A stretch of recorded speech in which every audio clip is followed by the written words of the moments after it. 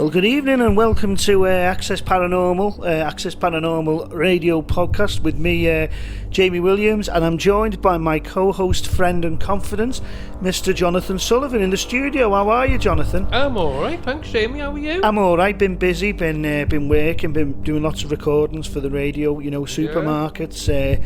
Sometimes when I'm just driving, I record myself for the radio. Sometimes, you know, just keep myself. No, we're not messing around. You was too busy talking to everybody, so we've started without you. Yeah. Oh, come on. We've been waiting forever. We've been waiting. I've just had to do your voice for a bit, you know. There's the Paranormal team in. I was talking to them. I know. Well, you're always. No, I had my eyes shut. I thought you were here. I'm here now. Right, are you going to do your intro then? No, hold on a moment. Did I hear you doing an impression of me again? I was doing an impression of you again, yeah. Unbelievable. I know, yeah. Welcome to Access Paranormal. Another paranormal investigation at Mill Street Barracks. That's 58 we've done so far this year. Right. Right, go on. Let's get serious. Right, ready? I'm going to count you in. Okay. 3, 2, 1, go. Hello and welcome to Access Paranormal. I am the real Jamie Williams. And joining me in the studio tonight we have got my co-host Jonathan Sullivan. Good evening. And also my good friend, or was good friend, James Anthony. Hello. Hello. Welcome to the show, even though you started it without me. I know, yeah. I can't believe you've done that. Of all the times we've done this show now, and I think this is show number 56, I've never ever walked in on you two doing my show. Yeah. Out of order. I know. Anyway, how are you? You've been busy, have you been working? Is it my show or yours? You've been recording You've stuff. been recording stuff for the radio. I actually can't believe this. Anyway, has anybody been watching anything on YouTube? Well, I was watching Fred Dibner the other day, but I don't know That's whether not to do with paranormal, is it? No, I'll tell you what I've been watching. What was I watching the other day? I was watching, you know, you get these top 10 videos. Paranormal? Yeah, and it's you get like the top 10 scariest things. And one of them was, I don't know whether you guys have seen it, it's like it's a corridor in I think it's a school in America somewhere. And there's like things start happening and That one with the door, the drawer starts opening, and everything like that. Start moving, yeah. But I mean, I don't know about it. There's just something about it that I kind of think, is it actually real? Do you know what I mean? It isn't, James, because what happened was there's a fella on there who debunks it, and he goes through the whole video. Yeah. So it's not real, and it's nothing like that. My life. Right? He's ruined my life. You ruined my credibility before. Yeah? I seen one. Come to think of it, I did see one this week. Did you? What was it? And it was an old care home. Right. It's actually been on. Oh, what was the programme? Well, that was good. No, it's two fellas. It's been on telly at some point. Yeah. Finders, beepers, history keepers. Yeah. Two fellas. They've gone back. They've been there about 12, 18 months ago to this care home. It was on a major TV show. Right. The clip. Now, they didn't realise at the time. They were in the laundry and they got an EVP. But they didn't even know anything about it until it has actually gone on this show. And it was really clear, yeah. And was it a paranormal show it was on, or was it just a normal TV show? No, it was a paranormal show. Yeah. It was a paranormal show. What they do, they don't do paranormal as paranormal. Yeah. They only do urban exploring. Oh, right. Two older yeah. fellas, not young. I'm not sure whether I've seen them where they went into it and they saw Right, some they've dark been- shadow they've go been across in- the landing. Yeah, well, it wasn't that one. No, this was a different play. I know the one you mean. They'd been on. I think it was on Nuke's Top 5. They'd been on as well with a care home in Liverpool. Right. And there was a shadow as they were going up these stairs. If you went to the right, you'd be going through the wall outside the front of the building. Right. If you went to the left, you'd be going into the building into a main corridor. Yeah. And as they were going up the stairs, they're always joking around, these two fellas. Mm. And so as they were going up the stairs and he points the camera up, they see a shadow dart off to the right. There's nowhere to go. Oh right, yeah. So there's They were nowhere only for like- it to. Yeah, they were only a flight or two stairs down Yeah. from the top. I know There was where no you're other stairs. Yeah, I know the one you're talking about now. Yeah, so they run up, have a look, but it never came back. Wow. I know which one you're talking about now. Yeah, so then they've done this other one. It's not in Liverpool. The other one, it's in the northwest somewhere. Old care home. It's actually fallen to bits really bad now. But they went back to they could get it else. Sadly not. It is fascinating, isn't it?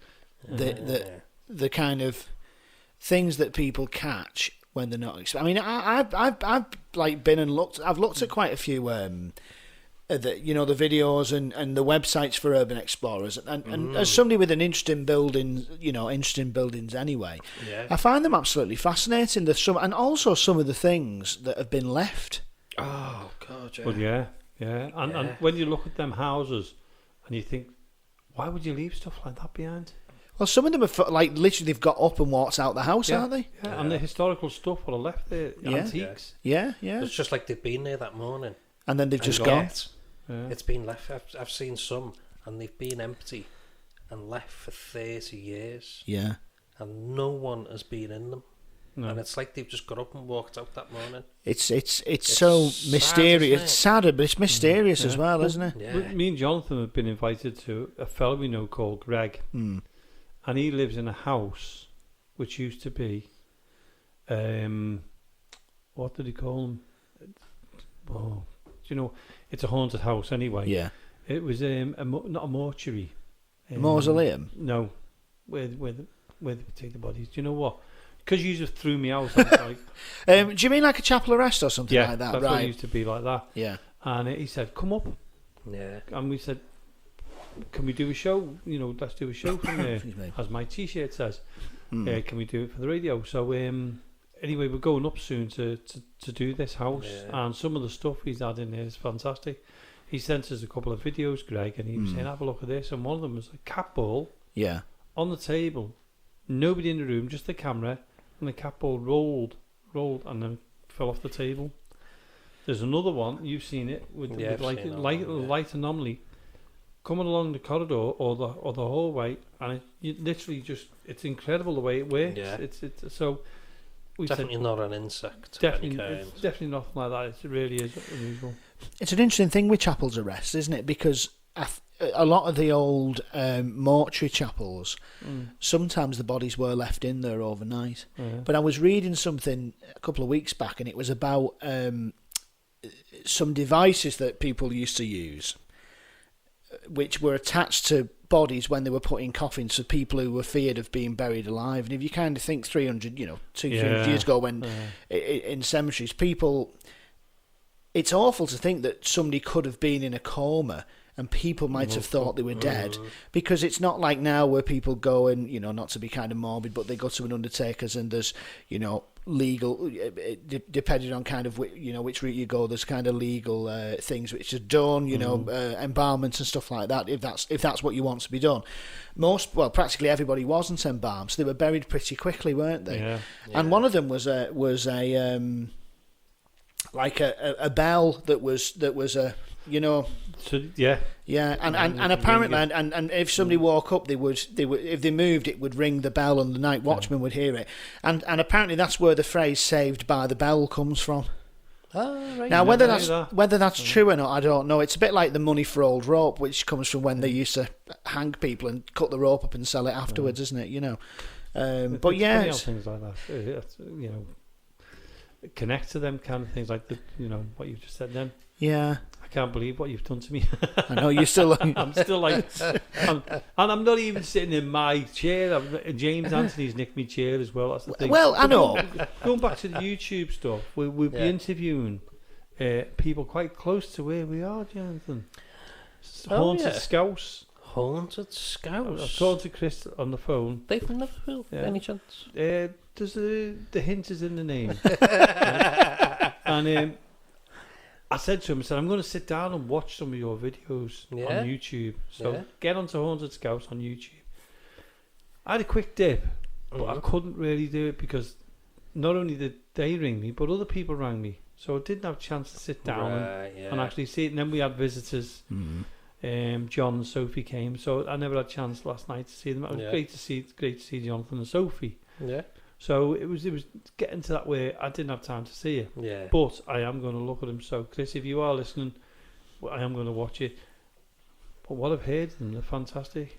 Right, when I spoke to Chris on the phone, such a lovely man. Yeah. And he's down to earth and everything. I mean, we got on like a house on fire. Oh, brilliant! So I can't wait for him to come into the studio, him and his colleague. Yeah. And have a good chat with them. Do you know what? We're going to do a full show with them. Oh, that's good then. Full 2 hours, because they sounded brilliant, and I know that they're getting a good fan base as well. Yeah. And where they've been and things like that. Now they've done Walton Hall. Oh, right, okay, yeah. And he's actually supporting to try and save Walton Hall. Oh, really? The one in Liverpool, not the one yeah. Wellington, the one in Liverpool. Yeah. And if we can, and through our listeners, we can help them. Yeah. Why not? Let's support Walton Well, Hall. absolutely, yeah. Because it's a piece of history. Oh, it is. And it is. I think what they're trying to do is, I got the gist that the land is worth more than the house.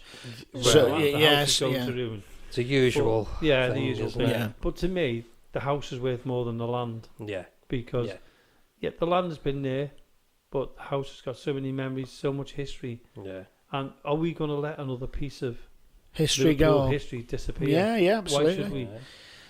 And is it listed, that Walton Hall? I don't know. I mean, I we'd have to have a ask Chris that. feeling that it is. Yeah. But if you let it go to rack and room where it becomes dangerous, Then the usual thing happens, doesn't it? yeah. I think the sad thing is when any old, building that's of a significant age gets demolished, is that not only do you lose the kind of the building itself, but you lose all the collective memories that go with it. So it's like, we're in Mill Street Barracks now, which has been here, 1861. Now, all the people who've kind of been in this building over the years, or they've told their family about it, whether they were here in the army or the cadets or for events and things. Yeah. And then when it's gone, and it's just, not that Mill Street's been knocked down, obviously, because it isn't, but, with buildings like this where they go, it becomes so sad. It's a bit like, about, obviously, last week with the Citadel, or whenever, the Citadel show that we did. Yeah, last week. It was, wasn't it? That He's was... not listening. He's No, not listening to the shows. I know, but I was. But I was. I didn't listen last week. You've caught me out. But I know that obviously because you've got a lot of interviews that sometimes you don't necessarily put them out in the order you record them. Yeah. Good get out. Yeah, but a bit like that. I remember we were saying when the Citadel was closing that was built in the same year as Mill Street Barracks in 1861. And that's to think that might go. It was sad, and thankfully it's been saved. Yeah. Thank you for saving it. Indeed. But going back to the Haunted Scouts, I mean, we should get behind them and support them and stop them from going. And hats off to them to be that supportive of it. Yeah. So we're going to get them in. I'm going to give Chris a ring. Is it not a man that owns the building? I don't know. They've got an owner, but I think the man who's the caretaker there. I think that's the way it is. Does he not own it? We'll get to know a bit more when we speak to Chris. And but we should get in there. Yeah, it's difficult to get into it now because they won't let anybody in. Oh, that's a shame. So it's a bit of a disappointment. Yeah. Is it? I mean, I think I've seen pictures of it. I don't think it's in rack and ruin, is it? Really? No, I mean, I think it needs work doing to it, but like anything, wasn't there a fire? Yeah, and if you think about it, I'm really, really sorry. Right, this is going to sound really strange. I've just heard a voice in the earphones. Did you hear that? Did you hear that? I heard like a... Yeah, I did as well, yeah. I didn't hear that. Well, I did. We get... Strangely, do you know where I heard it in my left? I heard it as well. I tell you what, shall we see if we can do a live replay now and see if we can get it and we'll play it back and then come back? I definitely heard it. Let's have a look. Let's have a listen, see if we can see it. It's in rack and ruin, is it really? I mean, I think it needs work doing to it, but like anything, wasn't there a fire? Yeah, and if it's in rack and ruin, is it really? I mean, I think it needs work doing to it, but like anything, wasn't there a fire? Yeah, and if it's in rack and ruin, is it really? I mean, I think it needs work doing to it, but like anything, wasn't there a fire? Yeah, and it's kind of strange that because you can actually hear that. I mean, I didn't hear it when you first said it. But listening back to that, then you can hear that. It's like a But I don't know why it's making me laugh, the sound, but it is like that, isn't it? Yeah, but if you go back further where I was talking, There was a bit. There was a bit there as well. Like a but that was more. Yeah, that sounds like a bit of a grinding noise. But now you can hear that one clearer than what you could hear when I was talking. Isn't it interesting that we all heard that at the same time? Well, I know you didn't hear it at the same time, but we heard it. Yeah. But also the fact of that when we're doing investigations and we record EVPs, generally we don't have headphones on. We leave the recorder somewhere, don't we? Yeah. You know. Yeah. So, but whereas this, we're recording it live. You know, and we've all and you know, through the marvels of technology, we can go back. Shall we ask Owl? Well, can I just say something first before we do call out?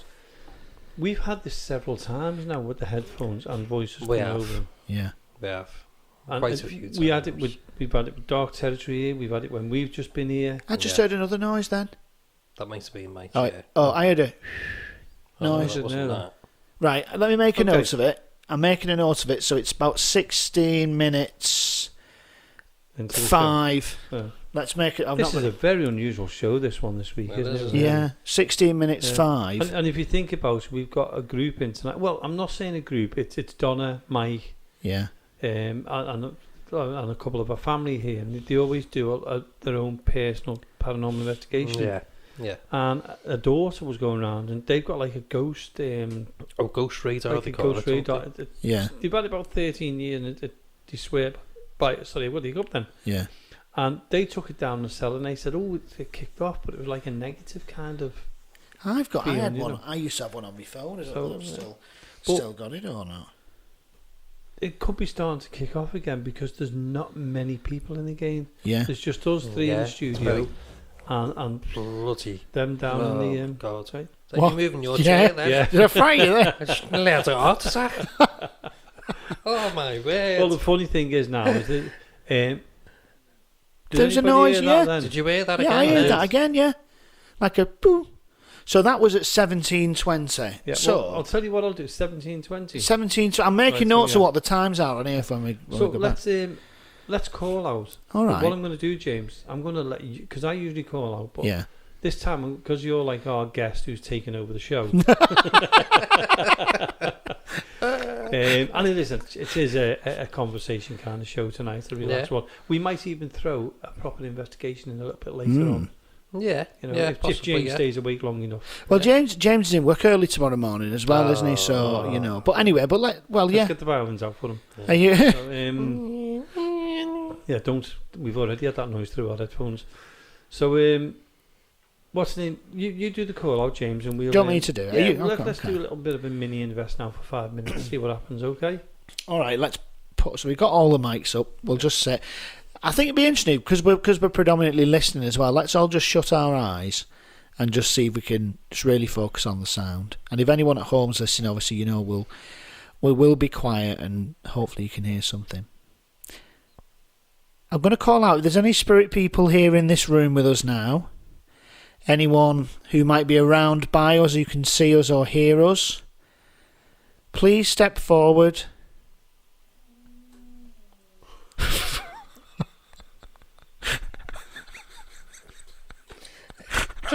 Just to let everyone know, that was not paranormal.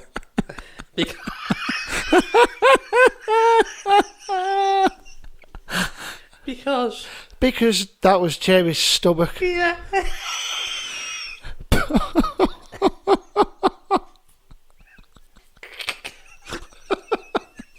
Could you imagine if that wasn't your stomach? I am so sorry. Right, okay. Right, are we going to do it again? Right, keep your stomach in order, will you? Can you just not cut that out? No. No, leave it in. Okay. But just to let everyone know, the noise is a little bit earlier. We're not Jamie's stomach. No, that was. Right, okay, right. Let's happens all the time. Just let's focus again.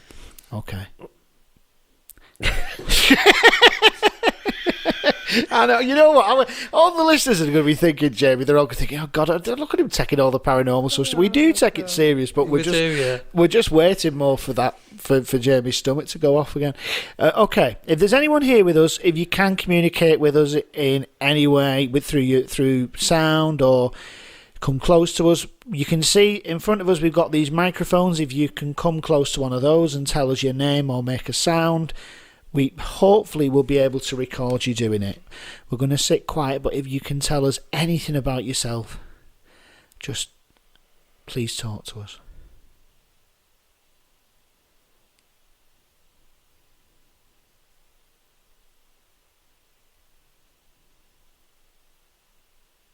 Very calm. Yeah. Does, isn't it? Mm. There's any spirit people here? Please just let us know who you are.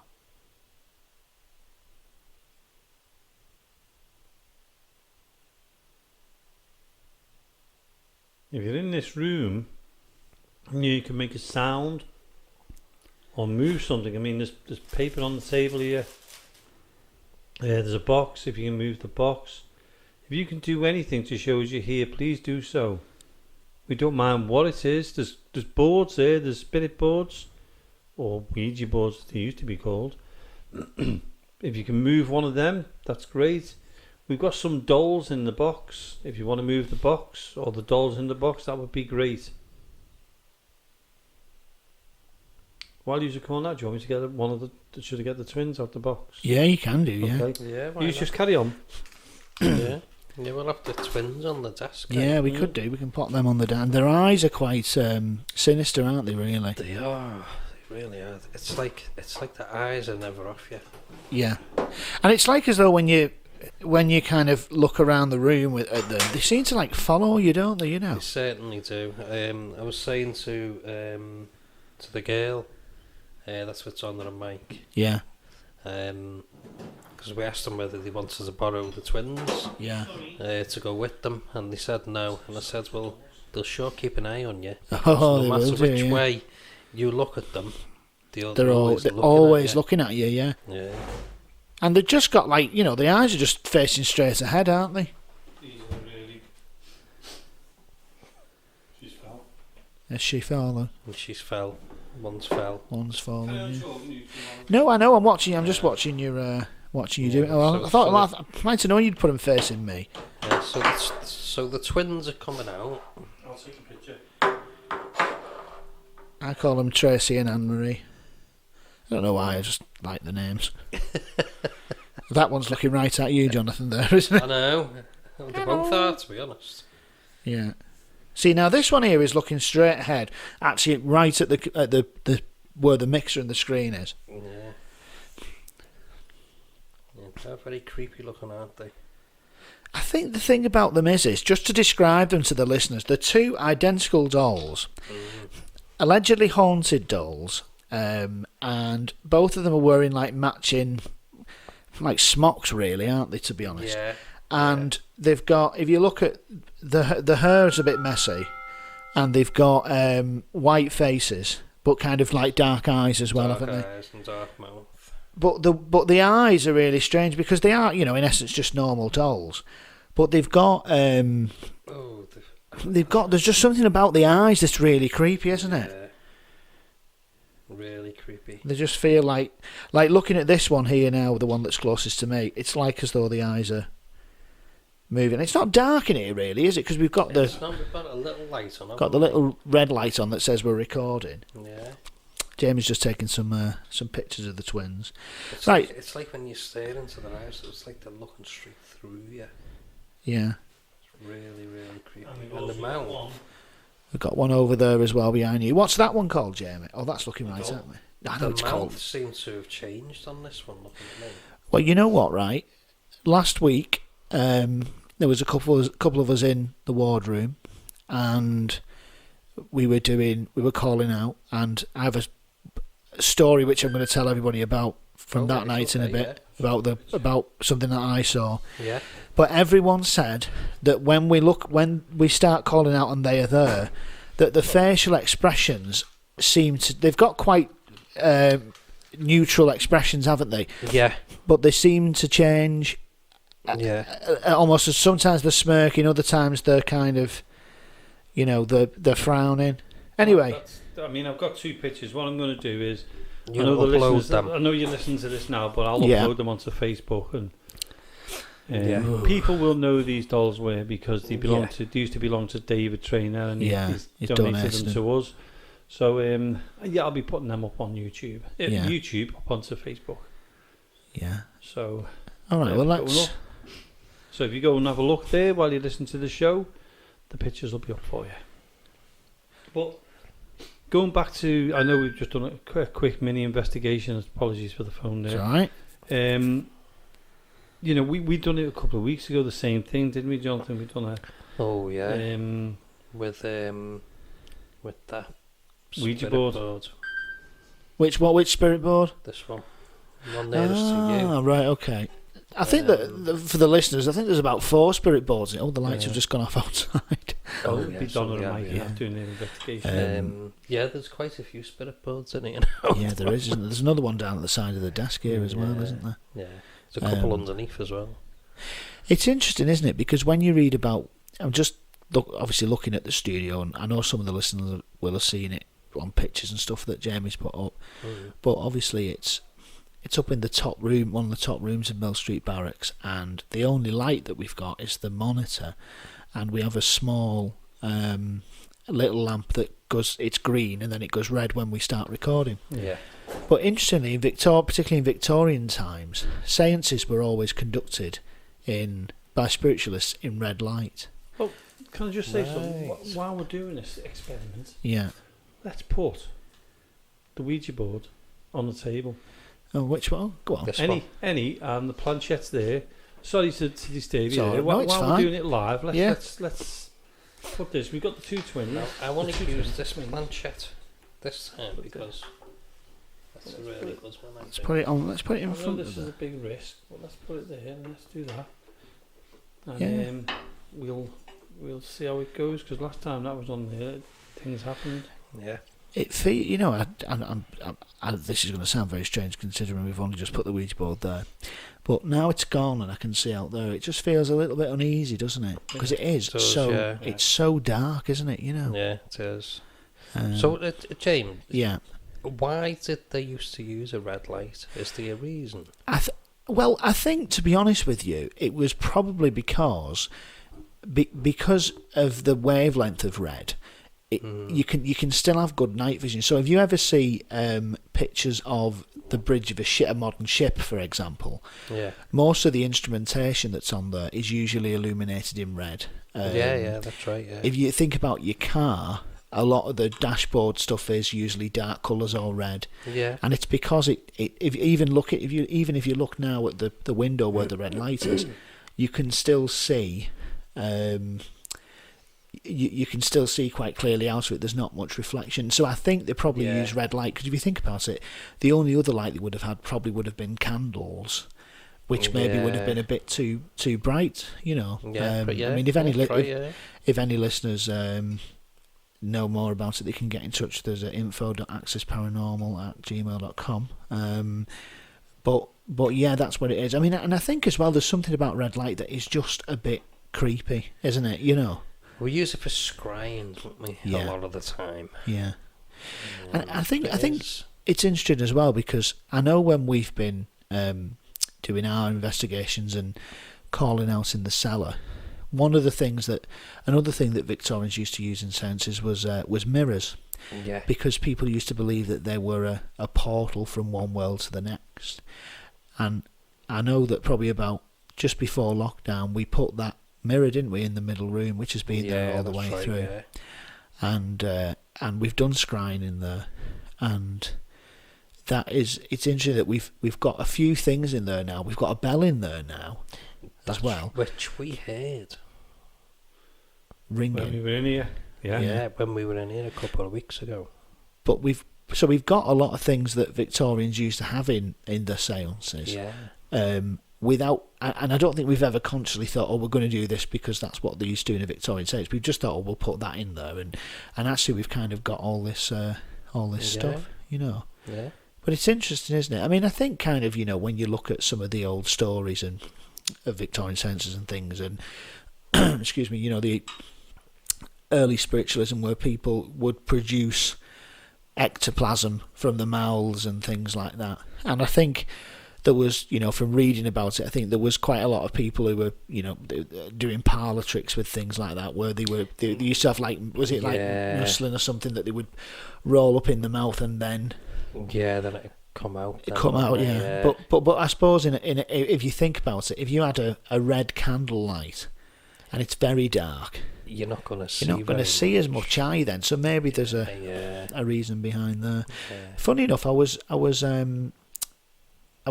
reading something about the old ghost photography that people used to. You see some old ghost photographs. There was a phase where people were doing spirit photography, and you could have a picture taken and a spirit would appear. But a lot of it was just very kind of rudimentary photoshopping techniques, really. Yeah. But they still look incredibly creepy. They look good, nothing. don't they? Some of them do look real. Look realistic. It reminds me, really. I'm just waiting for Jamie to just get off his phone. I'm actually sending the pictures to YouTube, to Facebook. Oh, are you? All right, okay. Chat. Well, Yeah, I'm it's all also right. keeping an eye on this to On the see if Ouija anything board. moves, yeah. Okay. But no, it's like, if you remember when when digital cameras first came about, and you used to get the orbs on them. That's right. Yeah. And certainly, on TV there was a lot of footage of orbs, and I've seen, and I know you have as well. We all have video footage of things which do look incredibly strange, and I'm not talking about dust, because you can tell dust, can't you? Yeah. Of anomalies that really just have strange patterns. Yeah. Well, do you want me to tell you about that one? Is this the one you mentioned before? Yeah. It was with me and Bill, and it was many years ago when we were setting cameras up. We used to have the CCTV then. Yeah. And we set it up upstairs by the classroom. Here in Mill Street. Here at Mill Street. It was the top of the main set of stairs. Yeah. Before you go to the classroom, there's a door. You go up them 2 little steps, and there's a door, isn't there? And then you go through the door. Yeah, and then I know what you mean. Classroom on your left. So we were setting them up there, and we were there. Yeah. In front of that door. And it was almost like a Catherine wheel, if you want. Wow. It's like a little light. It started in the middle. Yeah. And then just went round and round and round. It was like a Catherine wheel. And it was strange. It was the strangest thing I've ever seen. How long did it last for? About 20 seconds, I'd say, and that's quite long, really. See, the interesting thing about that as well is that when you get dust, the dust obviously, whether you've got a light or you've got an infrared camera, it reflects back, and you can see. Sometimes you can see it in front of the camera, yeah. And it normally kind of goes like that, doesn't it? But that's interesting because an insect wouldn't fly in such a pattern. No.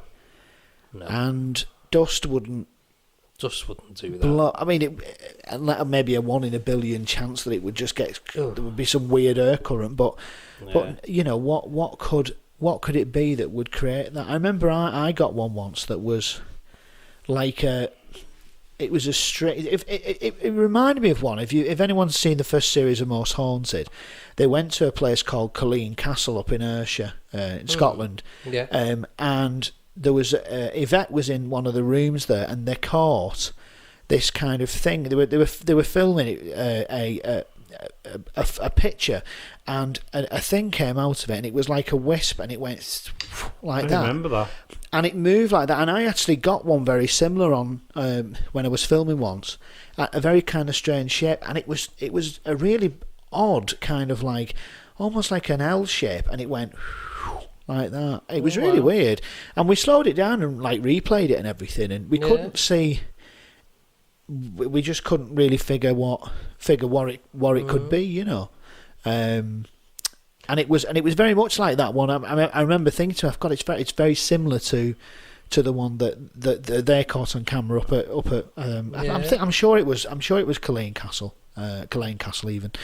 But yeah, they are interesting, aren't they? But I don't think you get as many scenes. You get as many of them now on like newer digital stuff, do you? You don't know. I mean, is it to do with the lenses? I don't know. I mean, using your phones now. I mean, most phones have got 2 or 3 cameras being used all at the same time. So is that taking the focus off things like that? Because years ago you had one lens. Now you've got 2 or 3 together. Yeah, you're filming now.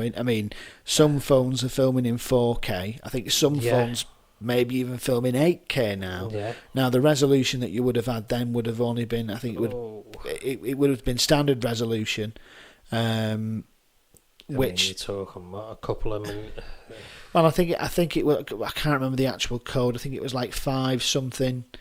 5 megapixels. Something like that. But it wasn't. It's just standard definition, really. Yeah. So you weren't getting the quality, but I also think technology has moved on an awful lot as well. But the thing is, though, is that regardless of that fact, you're still getting something. It's not like it's a. Oh yeah, you still get it. Yeah, it's not like it's a glitch on the. No. On the film, it's actually physically moving in the shot, so it's obviously something that's there, isn't it? Definitely, yeah. But I know that you used to get them. If you remember when you used to take pictures on the old digital cameras, if it was raining, you would get like thousands of them with the reflections. Yeah, and things, you would too. Yeah, yeah. But yeah, it's very interesting, isn't it? It is. It's a very talked about subject and a very. I think either one way or the other on it. Yeah, I think. I mean, I'm open-minded on it. Really, I think there's some that are really interesting. There is. I mean, there's some that you just can't explain. Yeah. And then some you could just turn and say, right, well, that's just or that's an insect flying by. Yeah. Or whatever. Do you know? I am still here. I know. Yeah, you finished that one. Oh no. I'll put some pictures up on Facebook. Like I said I would. A great person who used to be able to talk about orbs, and sadly he's not with us anymore, was an amazing fellow called Mark Rosny. Right. And he was incredible, and he was a good friend, so I had the privilege to know him. Yeah. And his knowledge of anything like that, like orbs and that, he could explain exactly what they were. He was just incredible the way he was. Sadly he's not here, otherwise he'd be more than happy to come in and explain things like that, but it's getting more difficult to what's the word you're looking for, to debunk stuff now, because the technology is so good. It can almost be real, if you get what I mean. Yeah, absolutely. It is real. It isn't real. Yeah. And where it is real, it's not. People can say, well, it's not real, and this is where technology becomes really hard to get a hold of and think, this is great, because I think the more technology you use now, like cameras, you've got the bend of light and things like that. There's so many factors, isn't there? It's more difficult to prove the paranormal now. Yeah. And like you were saying, that one on the Most Haunted, and I remember that one. Yeah. And you can't explain that. No, and the thing is as well is that that was probably 20 years ago now when that was filmed. I would think when it because I think Most Haunted started in 2002. 2002, yeah. But obviously they didn't film. It would have been filmed before then. Look how much. I mean, we've talked about Most Haunted before on the show. Is look how much things have changed since 2022 to the present. Yeah. With technology. With film, with cameras, you've gone from normal cameras, night vision cameras, to HD and what is it, 4G, 5G? It's amazing, isn't it? Next? And when you think about it, Most Haunted were like the pioneer of that kind of stuff, of using this like little bit of technology, the night vision cameras and the EMF meters and everything like that. Yeah. And then it was basic stuff. I mean, they'd say the same. Okay, it's basic stuff now, but at the time it was big technology stuff.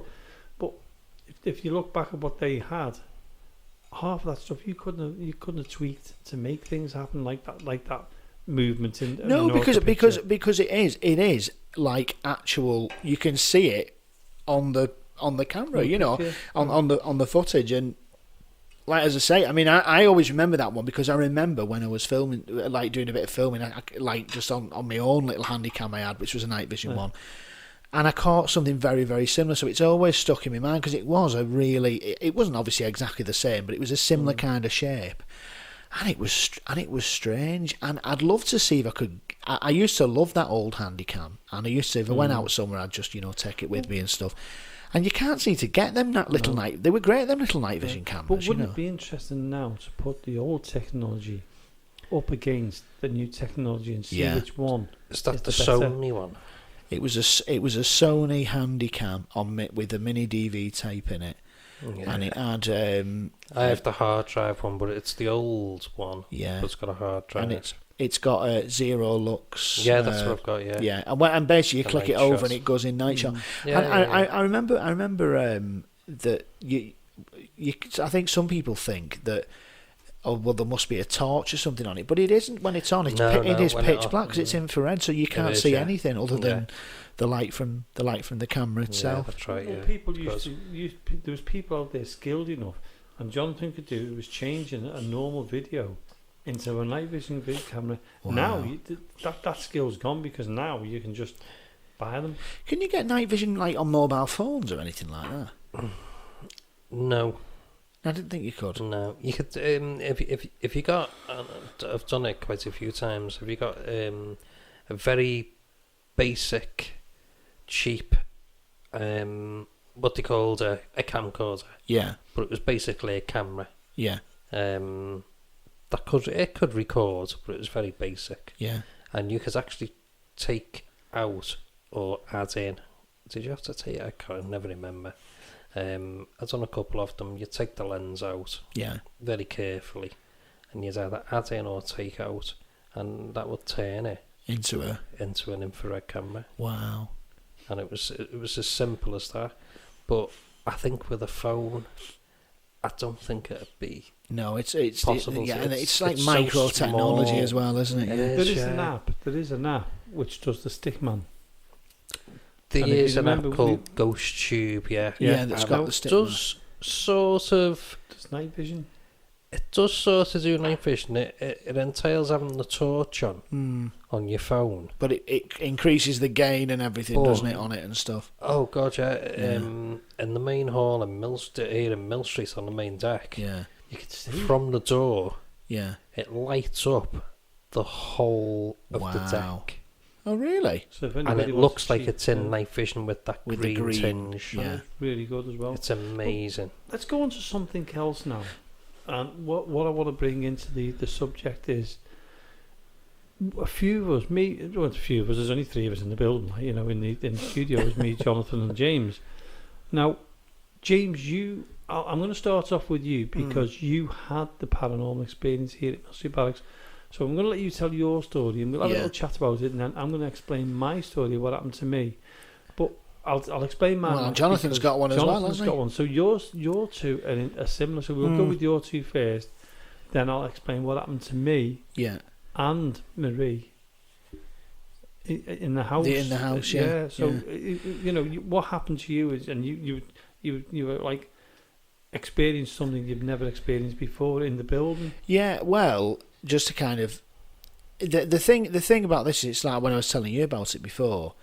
It's one of those stories that unless I'd seen it for myself, I wouldn't believe it. And I perfectly understand. I mean, I was I've told me members of my family about this, and they're like, "Oh right, yeah, But I get that because unless you actually see something or experience it yourself, it's hard to believe. But basically, last Saturday, there was a group in. As we regularly have at Mill Street, we have lots of different groups come in and investigate, and about 4 or 5 of us were in just kind of looking after the building and stuff while they were in, as we all, you do it sometimes, Jonathan does, and we were just sat in the wardroom because that's one room where people don't really go. It's like got a little kitchen and it's nice. Anyway, so we decided that what we would do is we would, while they were off in the cellars doing the investigation, we would shut all the doors to that room and lock it up while we're in there, and we would start doing some calling out, just seeing if we could get anything for ourselves. So first of all, I think it's over there actually in the studio. We've got a REM pod, which is a Carousel, which Brent and Emma gave to us, didn't we? Yeah. Yeah, and Brent and Emma have been on the show before, and so that was started going off, and it was going off in response to questions. Oh wow! A bit like we've had when we've had it with the cat balls before. We've had a similar thing, and it was buzzing in response to questions. Now we'd put all the tables in a big circle. There was lots of space between us. There was nobody near it, so we checked for that, and there was nothing there. And then various members of the group were all having experiences. The atmosphere was changing. It was going very, very cold. Then it was going very, very hot, like really unbearably hot. Yeah. People were seeing things. About an hour in, I saw a figure, which the only way I can describe it is a figure of a person walk out of a door, which goes into the little kitchen. Now, there's nobody was in the kitchen because you can't get into it from anywhere else because obviously it just goes into there. And it walked out and it disappeared. Now, it was in the dark, so it must have been, it was lighter than the actual darkness that it was in. Right. But what it looked like was somebody about my height. I'm about just about 6 foot. The body was black, and like as in like a black suit kind of thing. The face was, the best way I can describe the face was it was the colour of like a hen's egg with absolutely no features. Oh, right. No eyes, no nose, no mouth. And it went out. Now you can imagine, now you know my reaction when you jump out on me. Yeah. So I can imagine. Can't even, it was the shock of seeing it, and I was like, oh my God. Anyway, so I made somebody put the lights on.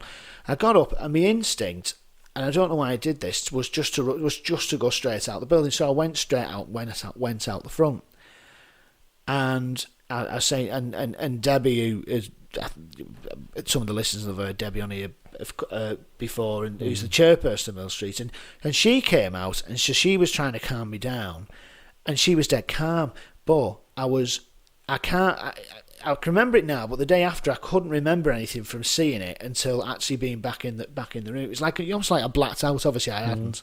Yeah. Probably just fear that you needed to get out the room. But I have never seen anything like it. Now, in the kind of cold light of day, the day after and after that, I've been thinking, well, what could it be?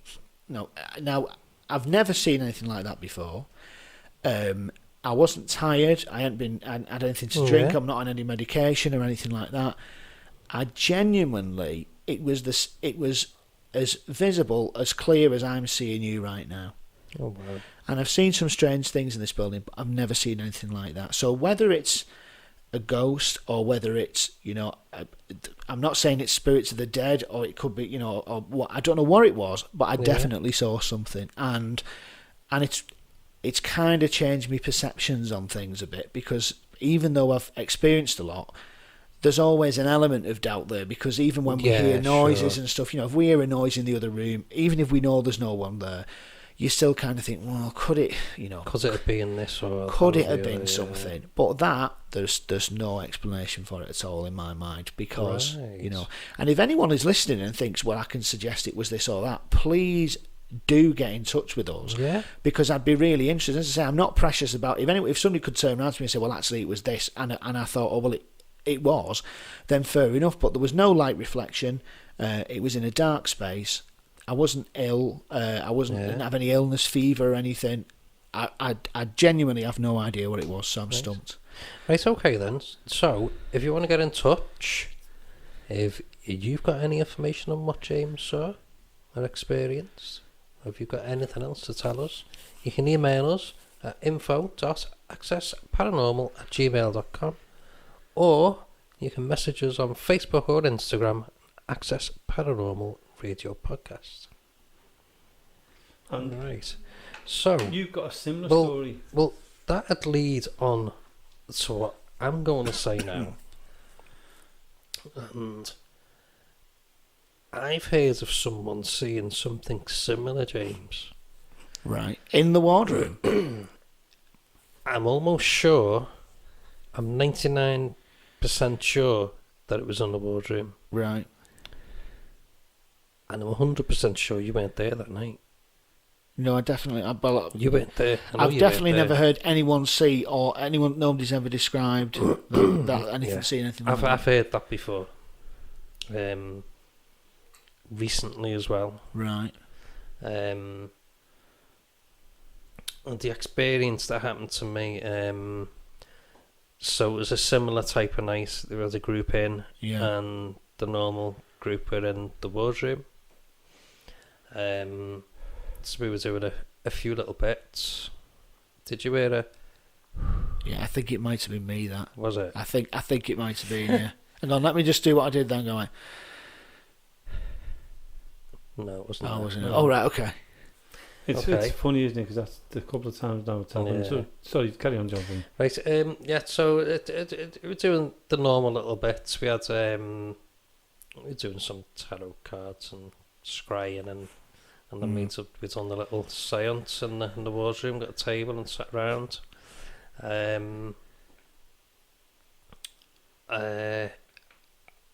think it was Debbie that was sort of sat opposite me. Yeah. And then a couple of the others round the table. And spread out a bit, lights out. And then it was Debbie that said something was on me.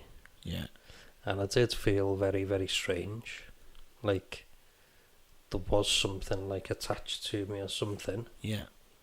So she came over anyway. And it backed off a bit. And then she actually swapped seats with a partner, Chris. Yeah. She said she could feel that she had an old lady by her. So she tried to communicate with that. But as she was doing that, I actually seen a shadow, with the lights off. And there was only about 5 or 6 people there. Actually seen a shadow come up a hand and up her arm. Wow. No one had moved. Yeah. I asked the person next to me if they'd moved or if they'd seen it. They did not move, and they did see it. Whilst we were watching, it happened again. At this time, the other way round. And it came down. And it came down, and then it went back up again. No explanation at all. No one was moving. All the lights were off. I did look up at the light to see if there was anything moving above. There was nothing. But it was quite a significant shadow. It wasn't just like a little... It couldn't have been any sort of little insects or anything. I mean, there was no lights on anyway. It's that very thing, strange, isn't it, of when you see something and you go through all of the possible things that it could be, and you can't explain it, and it is paranormal because it exactly falls under that definition, because we as ourselves can't explain it. It's like a UFO, isn't it? If you see something and it looks strange and it's unidentified, then it by definition it might not be an alien, but it's an unidentified flying object, isn't it? Yeah. But what's really interesting is whilst we were talking about this, is that I've started getting the same feeling that I did last week in that room. The hot, pressured feeling, exactly the same feeling, and I feel like the atmosphere has changed in the room. Only while you two were talking, I've just sent a message to my friend Jonathan. John, John Dagger. Yeah. Saying while you were talking, the atmosphere in here has changed. It's gone very eerie, and it's a very strange atmosphere, which it has. It's gone very creepy, hasn't it? It's gone a bit tense. But I've just seen something go flash there, then, but I don't know whether it was outside. It might be one of their torches, because obviously we've got the. Well, we do have the board out, and we do have the $2 out. So, Jamie, what about what? Because isn't it interesting? We've all had these experiences recently. Within the week, you know. Yeah. Well, what happened with me was it was what's Friday, isn't it? Wednesday night I went to bed. I was tired anyway. It was been a long week. It was only Wednesday, but I was tired. So me and Marie went to bed about 10:30. And I was out in no time. I was flat out in no time. And I woke up. And as I woke up, I thought Marie was shutting the bedroom door, and I heard it go bang, shutting. Because Yeah. our door, as you know, the carpet brushes on it. Yeah. So, Right. Okay. So the door cannot close on its own. And the door closed and went bang. Well, that's what woke me up. And when I looked, I thought, oh, it's just Marie coming in. Yeah. Yeah. She's been in the toilet or whatever. And she's just come back in. She shut the door. So as I was closing my eyes, Marie went, I think the window's a bit too much open because the door's just bang shut. And I went, haven't you just come in from the toilet? She said, I've not been here, I've not even been out of bed. The bang of the door shutting woke me up. And I went, but there was a woman standing next to the door. I seen her. I said, I thought it was you coming in. Wow. She went, it definitely wasn't me. She said, I have not got out of bed at all. I've not been out. I heard the door shut and thought the window was too wide open and that a breeze had come in and not a breeze, but a strong bit of wind Drafting. and shut it. But the next day, Marie went and had a look at the door, and she said there was no way the wind could have shut it anyway because it sticks of on the carpet. Yeah. Because the carpet's thickish. Yeah. It was stuck to the carpet. You'd have to push it and go shh when it shuts. Yeah. Don't ask me to do that again. But so we cannot explain it. We can't explain what Marie heard and what I saw and what I heard that night. It's never ever happened before. Yeah. But it happened on Wednesday night. And I've sat and thought about it a few times. Like even when I'm in work, when it's quiet, I'm sitting there thinking about it, thinking, well, how did that happen? I mean, a fella who I know, Big Brian in work, lovely fella, but he's terrified. And I was trying to tell him this morning. Yeah. And he's going, don't want to know. but though, it's what's really interesting about that is number one that two of you have seen it, witnessed it, but also that lately with everything that I've been doing, you've been doing, Jonathan, you've been doing, it's like as though the stuff that we're getting is increasing. It's not like just feelings and taps. It's like we keep getting a bit more and a bit more and a bit more, right? And whether that's because we are becoming more open and aware of things, I mean, I know Jonathan and I are doing. Jonathan does the open circle, and I do some stuff like that as well. But even aside from that, even you have been seeing things which Well, I've seen. I'm not going to tell you where it was. Yeah. Because if anyone's listening, and you'll know why. Go on then. It's when I seen like little black figures. But yeah. Twice in the same room. I can't tell you where it is, just in case anyone I know is listening. You tell me off there, won't you? I'll tell you off there, yeah. But I seen one on my left side. Yeah. Like against the wall. And then I seen one by a door on my right hand side. And I cannot explain it whatsoever. I had my TV on at the time. And I clearly seen a little black, but they were only small. Yeah.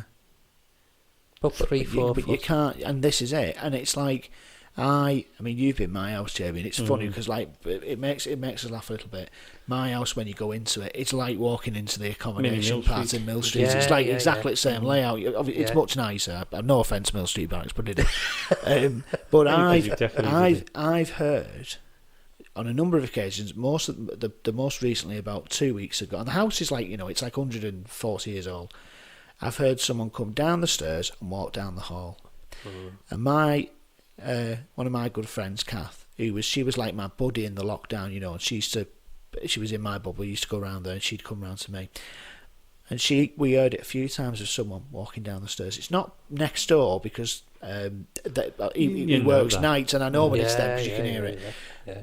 But coming down the stairs, but it doesn't frighten me at all. There's nothing scary or fearful about it. I can go around the house in the dark; it doesn't bother me. But there's sometimes when you go in, there's a presence, but it's how can I say? It's dead nice, if you know what I mean. Like it's not anything. It's different to here. It's dead positive. But you were telling me, Jamie, a couple of weeks back that you'd seen something. Even was it when you was driving or something like that? There's been a few times, and I'm trying to think logically. You know what I'm like. Yeah, no, I know what you're like. Yeah. Logic. There's got to be a logic thing to it. And I can't remember where we were. Wigan. going to Wigan. Yeah. And on the corner of my eye, and it's like that corner of the eye thing, I thought I seen someone walking, but not a person. It was like a shadow. You know, you were saying about shadows, Jonathan, but it was weird because it was like I saw the person, but I didn't see the person. If you get what I mean, you catch and you go, did I just see someone walking and they've disappeared? Now that's happened. I think I've told you both. I've been getting this a few times now. Yeah. Now, whether it's my eyes going funny, I don't know. I mean, I'm you know, I don't see it every minute of the day or something like that. Could it have been the sun catching my eye and of course something? But what I can't understand is I've seen it quite a few times, and even recently the same thing happened. Yeah. I was driving along, and I can't remember where it was. I was driving along, and I went, and I slowed down because I thought I saw someone cross the road. Heighton. Was it Heighton? Sure, he says it was Heighton. Yeah, because I was telling you, wasn't I? Yeah. And I thought someone's just crossed, and there was no one there. Yeah. But the thing is, though, right? You, and this is what I found fascinating about you. You know, I think all of us are pretty have got a good balance of. I mean, I like to kind of analyse things. Yeah. And the reason I like doing that is because I actually think when you do genuinely experience something, it validates it more when it's a genuine thing. Yeah, sure.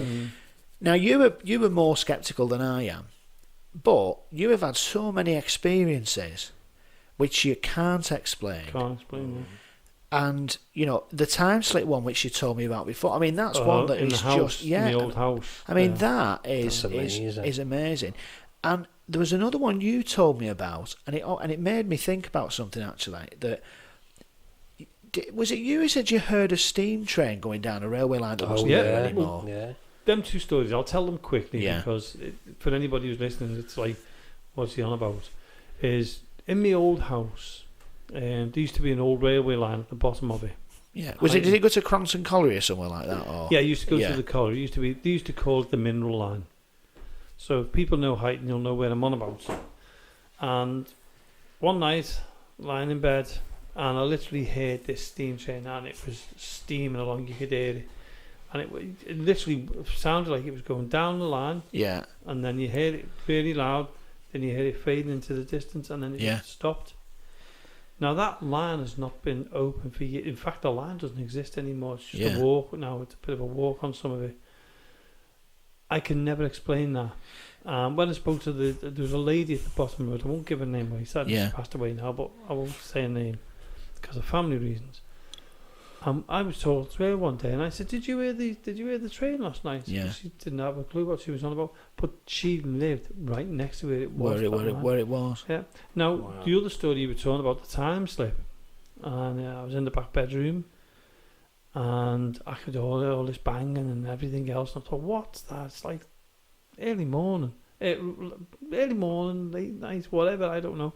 So we opened the curtain. You know the way you open the curtain a little bit. Yeah. To see what's going on, and I could see all these people moving around, and I could sparks everywhere. And I was going, "Oh my God, this place is being built. It's getting broken into." Yeah. Because obviously they had containers and they're getting broken into. Yeah, you would do.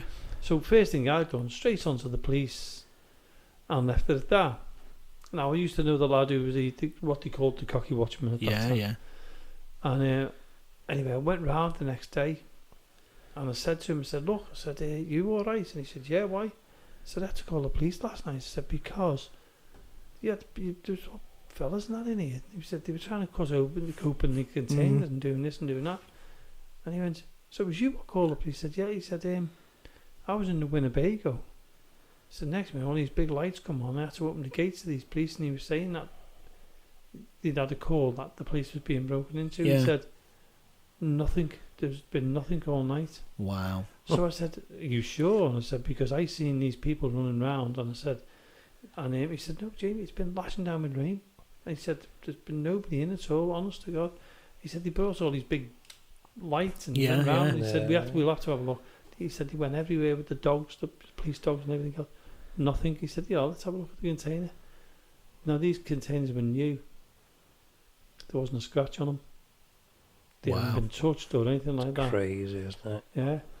I found out later on, I spoke to someone, Tom Slemon. Yeah. And I was telling Tom Slemon about the story, and he said you've probably had a time slip. Yeah. Have a look what was there. Yeah. Lovely fella, Tom Slemon. Yeah. I said, yeah, I'll have a look at that, Tom. I looked into it. It was Tushingham Brickworks. Brickworks were there. Wow. Now, And that's the thing, isn't it? Yeah. Of the funny thing was, on top of that, when they were building them houses or townhouses or whatever you want to call them, when they were digging up, they found old Marmite jars. Right. They also found the old templates for making it'll be done. Enough. Yeah, it's just that hoping so. They found the old templates for when they used to make the bricks. Cast the bricks. They used to put them in like the wooden blocks. Yeah, yeah. They found a few of them. It's That to me, on top of that, was incredible. It's fascinating, isn't it? Yeah. So if you think about that, that was a time slip. I'd gone Yeah, back you to were. that You time. are. Definitely, yeah. Now, was it the same with the steam train? Quite Because possible. that was just clean as anything. Never ever happened again though after that. I was thinking the other week actually about a time when obviously I work in, as you did, work in Liverpool city centre in the kind of Georgian area. I remember one night I'd finished work and it was a really foggy night, and it was a winter's night, and all the fog sirens and bells were going on the river, and it was very, very quiet. So I thought, and there's nothing paranormal about this story, by the way, but it kind of links to it. And I thought, you know what I'll do? I'll go for a walk down by the cathedral, because you couldn't see the cathedral at all. But just going down them streets, when the fog comes in and the mists there, it's almost like being back in time. Yeah. And it was interesting, really, because I was kind of thinking to myself whilst I was walking, I thought, it was dead quiet, very, very still, and it was that type of environment where you would expect to see a kind of, the man in a tall top hat and cane, coming towards you through the swirling mist. But actually, a lot of times that people see ghosts or anything is not in them kind of stereotypical situations. No. It's when you're just, like you the other night. You was in bed or you was doing something and things happened that then you can't explain. When you was driving and you see something. I mean, obviously there's been a few things that we've seen whilst we've been doing investigations, but we weren't probably, when you saw the thing, the shadow, and I saw this figure last week, I have to say I wasn't expecting to see it. You doubt yourself. Yeah. And sometimes I wonder whether if you go into it where you're just constantly thinking, oh right, there's nothing to it, whether it kind of blocks it off a little bit, really, Well, if you think about paranormal investigators, sometimes they do a protection beforehand. Yeah. Where I don't. Yeah. I don't do that. Now I'm going to bring up another story as well, and this was a friend of mine. You all know him, but I don't want to name names now because obviously this is a story that was passed on to him. You don't know who's listening to the show. And what he was saying is he was talking to one of these girls he was working with. Yeah. And obviously one story leads to another story and you end up talking about ghosts, which we all do for some reason or another. Yeah. And he said she told him a story. When she was a kid in the house, her mum came into her bedroom and she was there talking to this person. And the mum asked, who are you talking to? And so I'm talking to, let's call her, say, Mary. Right? I'm talking to Mary. Who's Mary? Oh, the lady here in front of me. So, parents being parents, oh, right, okay, then that, and away they went. And she said, I think it was weeks or months later, she said her mum came out to the front door and the little girl was standing at the front door. She said, oh, what are you doing now? What are you doing out here? She went, I'm going to the garage. Why are you going to the garage? Well, Mary's here and she's going to show me something in the garage. So the mum went along with it and went into the garage with the little girl, and she said, oh, Mary said there's a picture here. It's a picture of her and she's holding something. Right. So the other room was round, they found this photograph, and the little girl went, that's her. Yeah. She said, that's her. And she had something, what the little girl had said she had before they got to the picture, she had in her hand. Yeah. Very weird. anyway, they took the picture into the house, and the mum said, "Oh, it's nice. We'll put it on the wall then." Yeah, so anyway, years on, the girl became a teenager, and I think it was the mother who brought in a medium. Yeah. And decided to have this, these readings or whatever they were doing, and the medium turned around and said, "Oh, there's a lady here just standing over there. Her name's Mary." Yeah. And Mary said she's got to go soon because she's quite happy with you living in the house and everything else, and it's her time to move on. But what she was saying before she goes is to let you know that thanks for putting the picture on the wall. And the medium said, and she said, "There's pictures on the wall." She went, "It's that picture there. That's a picture of her." Yeah. And you got that from the garage, and you put it up. And she said, "Thank you for that." Wow. That's quite creepy. Now that was that years on, and they still had that picture on the wall. Now for a medium to come into the house and say, "There's a Mary here. She's put into this picture. She's going soon. She's happy with you having the house and everything else." And there's the picture.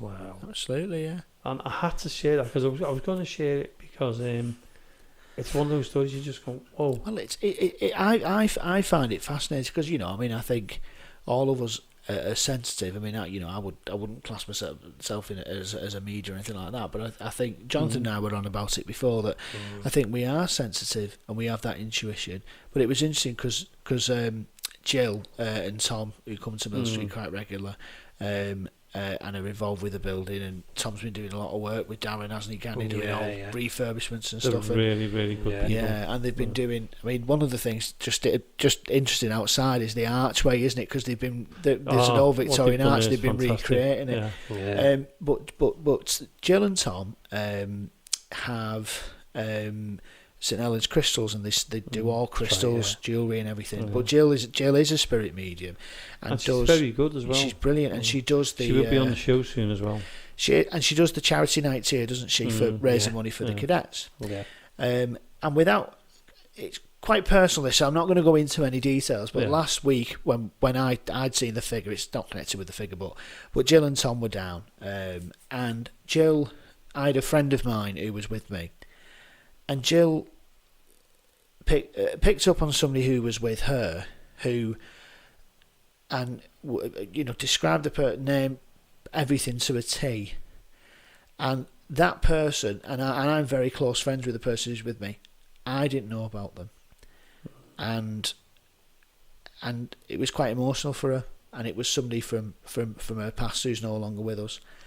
And them are the moments with when I see mediums, and I think, and I know that there's people who have got a gift, because there's no way that anyone would know that information. I've seen mediums before who have told me things where and it's not cold reading. I know people will think it's cold reading, it's reading off me. It isn't, because when people tell you names of family members and surnames and things that you used to do, different. And I'm not talking about the generic stuff of what we've all done. I'm talking about, I went to see a medium once, who's only just does private readings, really, really good.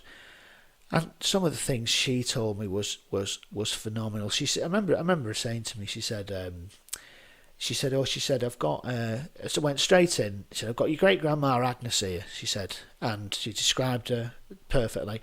Jim's come in as well. Jim's dead proud he was named after you, but I feel as she said he was blind, and he was. I was named after him, and. He died before I was born, and he was blind. He was married to Agnes, and she just said all these amazing things, and the thing that it always sticks with me that everything she said was spot on, and I was amazed after it, and that proved there's something to it for me. I know. Obviously, like everything, there's going to be people who do cold reading and everything such as that. But I have experienced some people, and as I say, that with Jill last week is a really. And I've seen Jill do loads of reading before, and she's always spot on. But that last week was amazing because it was only afterwards. I mean, I didn't have a clue she was talking about when she was talking to my friend about it.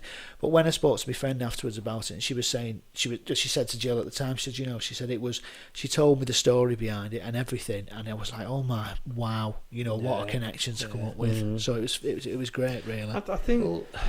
Sorry, Jonathan. You know me and mediums. It takes a lot for me. It takes a lot for me to believe in mediums. Yeah. And I know, and I know personally that there are good ones out there. Oh yeah, absolutely. But sadly, the charlatans cause the problems. Yeah. I wouldn't name names or anything like that. They know who they are. Yeah. But they're the ones that were ruining it for the genuine mediums. Yeah. And it's harder and harder for them to show how good they are. Yeah. And I mean, I know Jill. She's been here a long time. Yeah. And she looks genuine. She looks honest. She looks, she really, really is a nice person. Yeah. And she's got a lovely personality and everything. Oh, she's great. Yeah. And I'm only saying that because she's coming on the show, aren't you, Jill? So, but no, seriously, she's got no hairs and graces. She does what she does. Yeah. And she's such a good person. And if I wanted someone to do a reading for me, I'd either go to Jill, or to David. Yeah, absolutely. Yeah. Yeah. And they're the two that have impressed me more than anyone. With what they've said. Yeah. So what I'd like to do, and I'm going to ask them, can I do this? I'm going to say to David, you do a reading for me, David. I'm not going to tell you nothing. Yeah. I just want you to do a reading. And the same to Jill. Yeah. Because Jill knows nothing about me. Yeah. She just knows that there's a mad person who comes in the building, and that's it. I want to record everyone for the radio. Yeah. I'd love to have a medium prove to me that a medium, and that's no disrespect to anybody, any medium whatsoever, because the genuine ones, I feel, are being pushed in a corner. Yeah. But I mean, I think that goes for everything, doesn't it? Because I think it can happen with paranormal groups as well. Because I think there's I've met so many groups, and they're all just lovely people who enjoy doing what they're doing, and they go out there and they don't want. They just like we do. They just enjoy doing it. Well, through the show, it's a hobby for them. Jonathan, through the show, how many have we met now who are really, really nice people? They're just ordinary people who are just doing so many, and they are just lovely, genuinely nice people that. And they're just doing it as a hobby. It's not a business. They're not trying to make any money out of it. It's just something that they like doing. Yeah. I mean, sometimes there's only a couple of them that come, isn't there? Yeah. And I mean, they still have to pay for the building. For the building.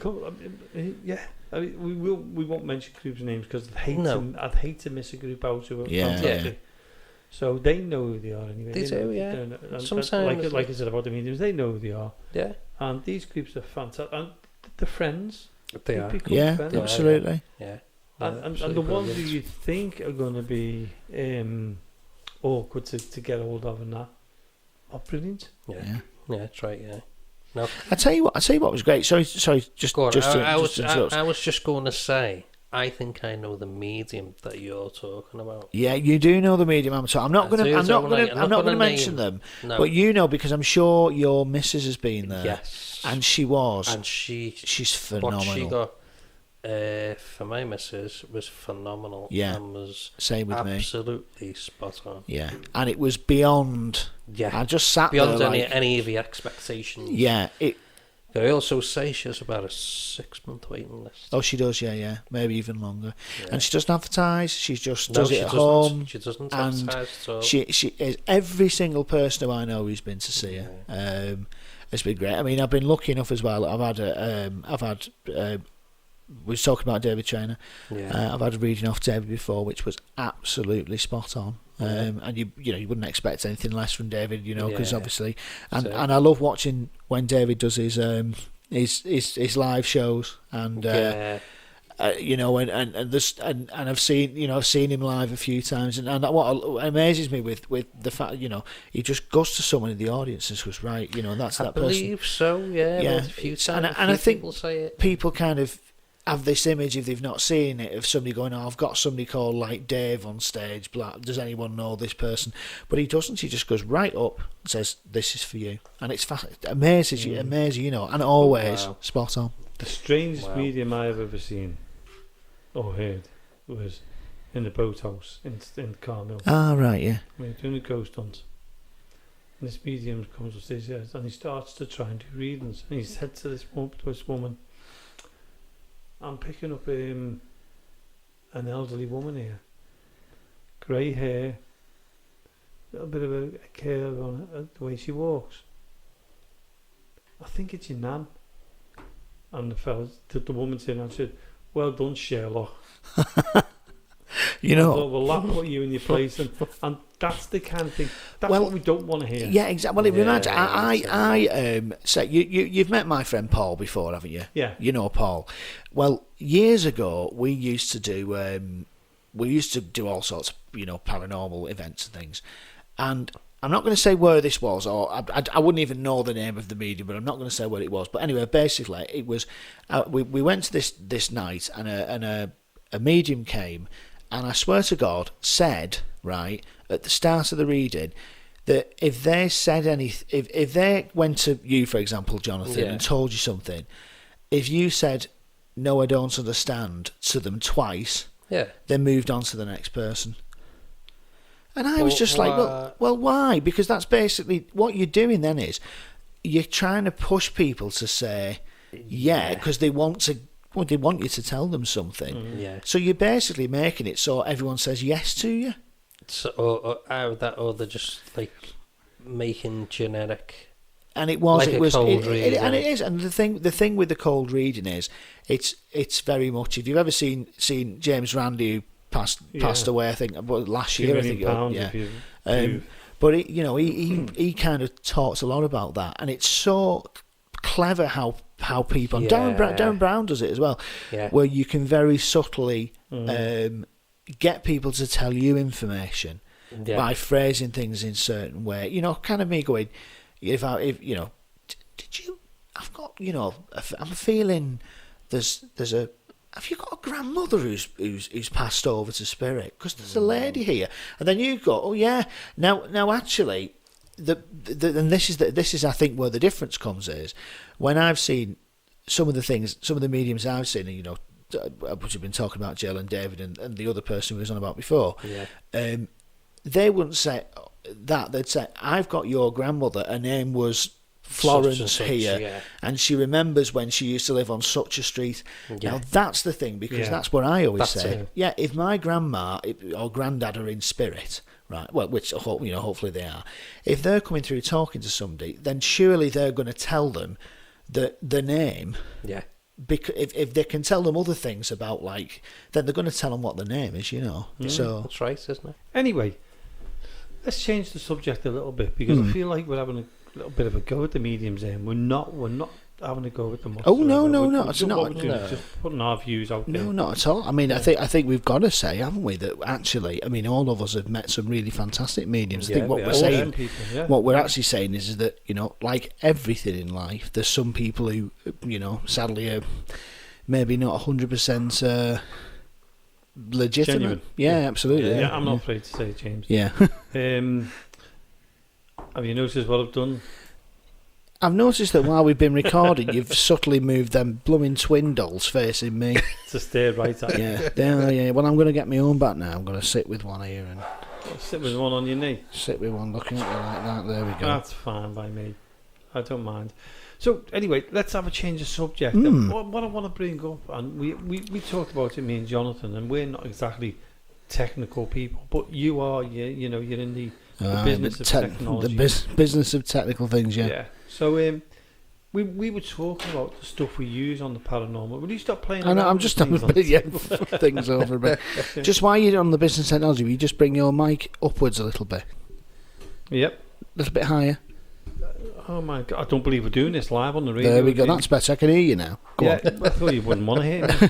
But we were talking about technology we use and what we can use and things like that. And you know yourself, we use binaural now, and it's fantastic. Yeah. And we've brought that into the paranormal world to try and make people. What we want to do is we want to bring the paranormal investigation into your home. Yeah. So people who are not lucky enough, and I think everyone should at some time experience a paranormal investigation, but sadly there are people out there who can't get out the house, who can't do this. Yeah. So we want to bring it to them and bring it to their house if they're happy for us to do that. So we do binaural stuff and make them feel as if they're part of the show. You know yourself, we did the Citadel. Yeah, and you can hear it in the headphones all around, can't you? You loved it. You'd never heard it before. You loved it and everything else. What other things would you bring in to the paranormal world, technical wise? Well, you know what, right? It kind of goes back to a discussion we were having earlier. Sometimes I think I'm still number one thing that your own senses are the best thing, and I think that most of the stuff that we get when we do investigations is stuff that we either hear, see or feel ourselves, and that doesn't, you can't record that, and it's very hard to record it, and it's hard to explain a feeling, because it's something that's personal to you.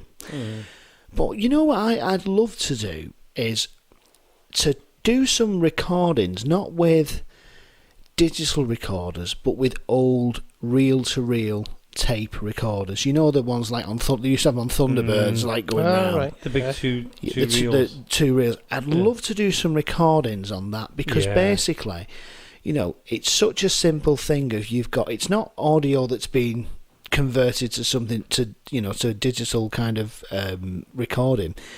It's a magnetic recording directly from a microphone onto tape. And that, for me, I find really interesting, because if you think about spirits as if you think about kind of different types of haunting, and people talk about the stone tape theory, don't they? Which is where, for people who aren't familiar with that, it's where there is the theory that let's say that Jamie walks down a certain corridor every day, and that an image of him will be imprinted into the magnetism of the stone. And under certain conditions, atmospheric conditions, it will replay a bit like a tape recording of it. Yeah. So if you saw that spirit, it would never interact with you, because it's just a replay of it. Yeah. I think there's a really famous one up in York, isn't there, of the Roman soldiers that have been seen. The fellow who was down there in the cellar up to the waist, and when he'd done the excavation, they found the original Roman road, didn't they? And that wasn't, and that's not necessarily like spirits that are aware of him. It's almost like a replay of something.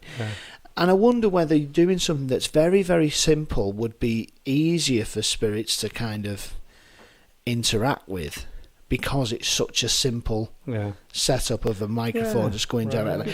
Because if you think about it, and the same with you, Jonathan, they wouldn't understand, if you're talking to someone from like the 1800s or early 1920s, to be honest with you, and even later, they wouldn't understand digital. Yeah. Do you get what I mean there? They wouldn't understand it. They understand the old type stuff. But the other thing as well, though, is and I suppose I don't agree. No? I agree with using the old technology. Yeah. But I don't agree that they can't communicate using the new. No. I mean, we had it earlier on. Hey? This is digital. It's digital. Yeah. I mean, it's okay. Yeah, that's a good bit of evidence there, Jonathan. Yeah. That's something of not my theory. My theory is that they, I don't know, do they know what all this technology is? But the interesting thing is, and you're saying it's digital, but actually the way that this mixer is set up is that basically the microphones feed into that mixer, which is an analog mixer. It's not a digital mixer, it's an analog one, which is basically resistors that control the signals from each microphone. And what we are listening to in our headphones is the live feed from the microphones into our ears. We're not listening it going from the mixer into the computer and back again. We're listening it directly from there. Now what we have got is We can listen stuff on the computer because the computer also feeds into the mixer. But the way this mixer is set up, it's not coming back out the computer. It is obviously when we play back our recordings. Yeah. So actually, it is an analog thing. Now that's quite interesting, because how many times have you heard voices? Quite a lot. Yeah. But then when you've listened back on the recording, you haven't heard them. Now we did hear that noise back today, but you've heard stuff where when you've listened to the recording back, you've not. Yeah. So again, it's that whole electrical thing, because it is all electrical. It is, yeah. It's all magnetism, isn't it? Yeah, Electric absolutely, and yeah. magnetism. It's all the same thing. And these spirits, what we're getting, or the voices we're getting through here, Yeah. they must be coming up to these microphones for us to pick that up. Yeah, absolutely, yeah. Yeah, They must be it's got coming. to, hasn't They it? must be here because. When I heard that noise earlier on, it Yeah. was in my left ear. The So thing. that could have yeah. been it. It was in me Definitely left. wasn't my stomach that time. But if in I- my if I- left if- ear, and that would have been not here. the right. Yeah. Yeah. And if you think of the way you're sitting, Jonathan, you're sitting slightly to the. How can you explain this to radio viewers? You're sitting more An to the angle. right and to the microphone. Yeah, So the left hand I am, side yeah. of your microphone Is open, really. Is open. So if you think you've got your left ear and the left side of the Yeah, microphone, it's very what's true, stopping someone going to go? Yeah. Yeah. Yeah, It's simple. That's right, isn't it? We're all doing the same. There's only James that.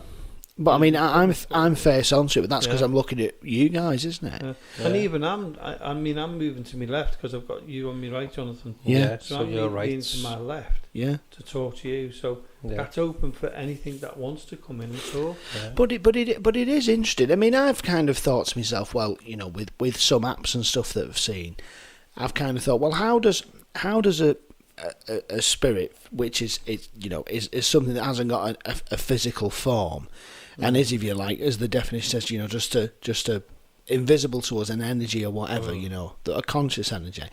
How does that manipulate something on a mobile phone to do these things? Now, the only reason I'm saying I don't know about the technology behind it.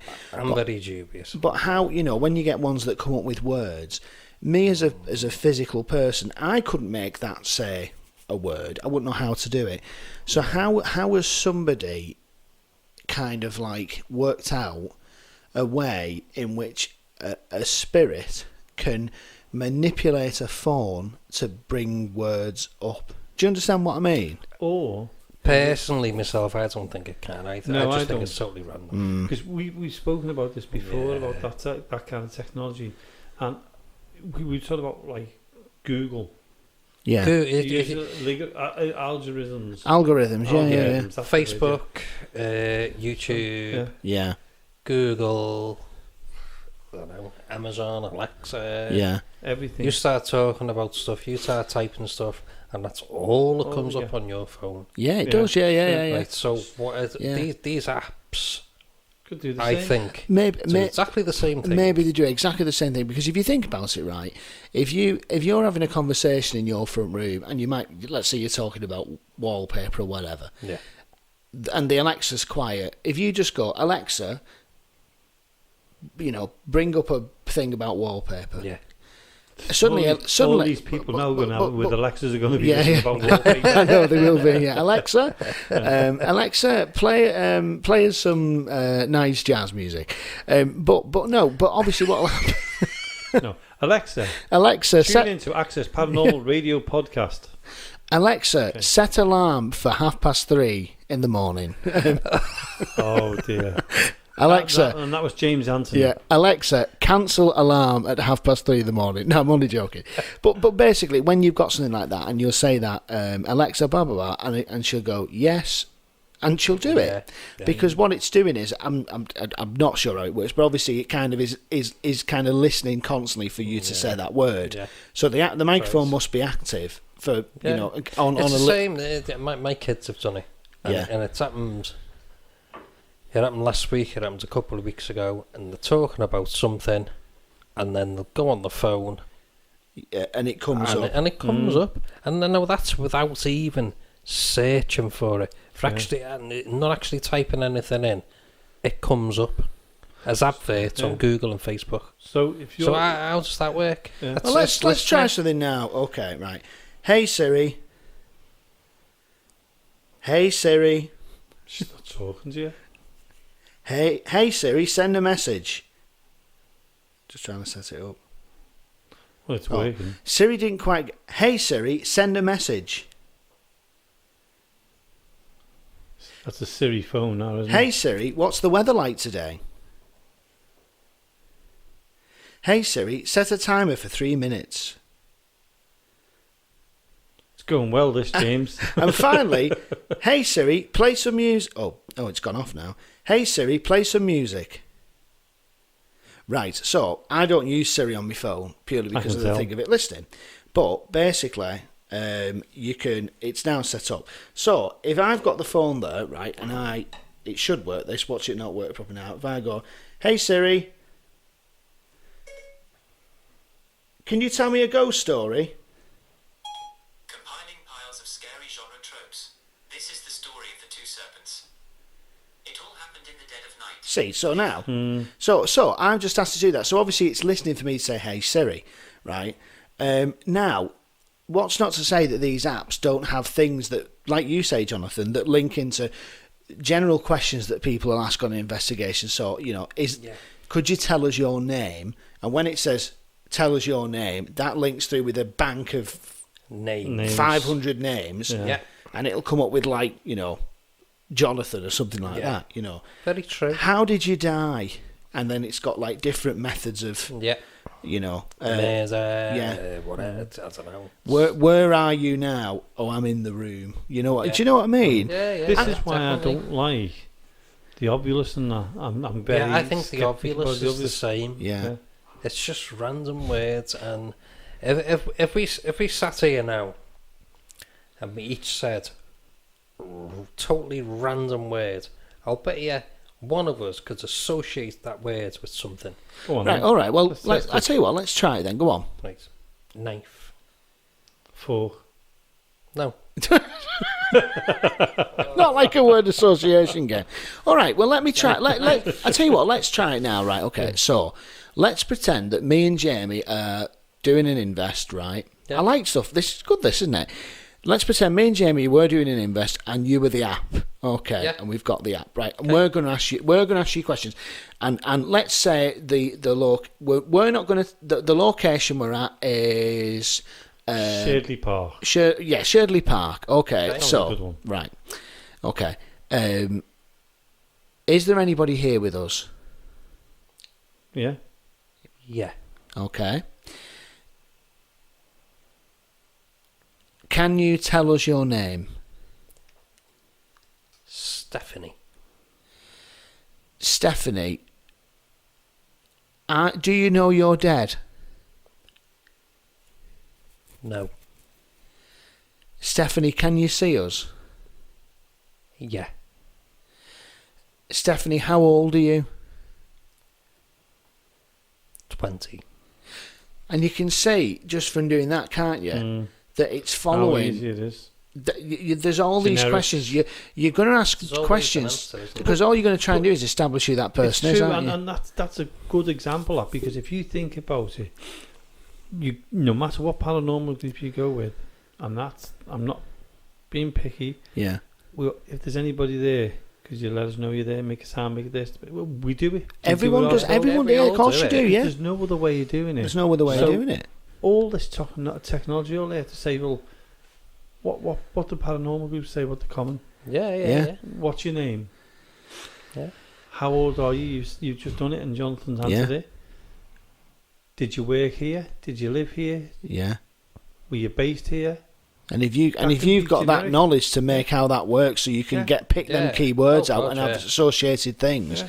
suddenly you've got You've got a complete story, Yeah. basically. and haven't absolutely, and if people, We've seen it. Sorry, James, to cut you up. We've seen it where they've used an obulus and they go car, book, fish. Yeah.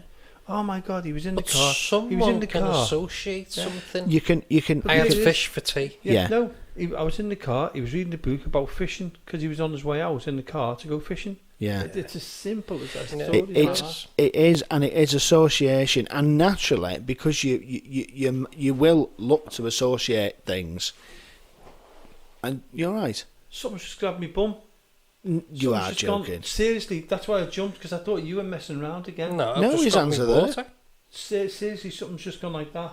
I don't want such a bum, but something's just gone. Oh, I've just got like the hairs have all just gone up on my arm. Look at that. Seriously, that's Yeah. why I jumped. I'm But you know sorry. what? You know what made it worse is What? her face, and you can't see it because you've turned her face in me. This is one of the twins. It's like she's got a bit of a smirk. Well, if it was one of the twins, I know this, and you know what I'm like skeptical of. Yeah. If one of you twins has just done that to me, I want one of you to move, so we can all see you move. Oh, Jonathan, That look would at the be eyes on great. that end one there. So if yous can move, and that was yous, Creepy, brilliant. innit? Yeah. But that literally, that's why I jumped, because I thought you were Yeah. trying to make me jump again, Jonathan. No, wait Yeah. a minute. That's why I jumped. Sorry. Okay, so if you're not going to move, come and pinch either me or James. Go on, I'll put my hand out. I've Well- got my hand down. I'm going to. Can you touch my hand or Jonathan's hand? Come on. I literally thought you were messing around, and No, wait a minute. Can you hear footsteps? And feel banging. but what we got to remember, there's people in doing investigations. There's a group in, isn't there? So Yeah, we- there is, we've but got- there's nobody on this level, and there's nobody Well, outside this room. We don't know. I mean, Yeah, we don't Mercy actually do it. It's Parsons, pitch like, black, what's isn't the it? name of it? Can Well, I let's- can I move these slightly now so they're not all looking at me? Yeah, go on. Go on, I'm facing you for a bit. There you go. I don't mind them looking at There me. we go. That's better. There you go. What was we talking about? See, I've not used any of the ovuluses or anything like that. You know, and I know there's people who swear by them. You know, and as I say, I've not got any experience of that myself. They're not but- cheap, are they? You know. Are they not? No, they're very hard. They're very, very difficult to get hold of. It'd be interesting to actually get somebody on who's like really familiar with it, who can explain it and how it all works and stuff like that. It's You just know, a bank of words. Let's Yeah. put that out there. If anybody is out there who understands the ovulus, yeah. or any of the other things they use, the spirit box or anything like that, get in touch with us. Get in touch with us on Facebook. Get in touch with us on the email address, Access Paranormal. I've lost it. Info.accessparanormal@gmail.com. That's You the one, just look James. at There we go. Yeah, I got didn't there. have to We got look at there it. then. You're Sure. sacked. I know. You can't sack me. It's my show. But no, if anybody out there has got the knowledge and can give us some experiences of what they've had on the ovulus Yeah. or the spirit box or anything else like that, let us know. We would love to have you on the show. No, you see, I have different views on the spirit box. Is the spirit box the one that goes? Yeah. Sounds like a train. Yeah. Although you can get them where they're like silent now. Yeah. Yeah. See, I always thought that Axiom all have got that one. was. Axiom have done it. Yeah, they've fitted the thing where Wayne. it silences it. Yeah. Wayne done it. Has Wayne done it, has he? Built it. Yeah, He's but you done a can cracking buy job, them yeah. like that now. See, I always thought with the spirit box that because my understanding is it's just constantly scanning radio Yeah, it waves, is, yeah. isn't it? Yeah, but it can do them back. It does them backwards as Oh well. right, I see. So what do you think of that then? I think if you're going to get a word, Yeah. and that's scanning through backwards, then I Yeah. think that's It's interesting, isn't it? definitely a spirit talking, Yeah. using Using The the airwaves, airwaves yeah. and the frequencies of that. Yeah, frequencies, yeah. yeah. Yeah, I've just eaten a piece of chocolate. It's all right. No, it's not because I can't. You need to share it with the dolls. The twins are watching. yeah. Hold on. Sorry, you got stuck. Oh dear. This is live radio, pre-recorded. Pre-recorded live radio. Yeah. Lost my train of thought, but anyway, You're going to say something about spirit box. well, we were talking about the spirit boxes, and I'm not convinced with them. I really am not convinced with them. Again, what's it scanning radio stations? I know you say it goes backwards, but You look at that time we went out. to Stockport. That's what I was going to talk about. Right. Right. Phenomenal. It was what I mean. It was action, Yeah. and they had Yeah. to come along, and we can record what they had. I won't put it on the show Just because of what it is. because of what it is, right? Right. I won't say what it is because as soon as I say what it is, everybody will be going, oh, like that. Yeah. Now, we went there, we Yeah. recorded it. I've still got the recordings and everything, but I will not put it on my stomach again. Oh my God, that was horrible. Jeez. It's like a growl. No, I won't put it on the radio because of it's discretion Mm. and it's also It's not old. no.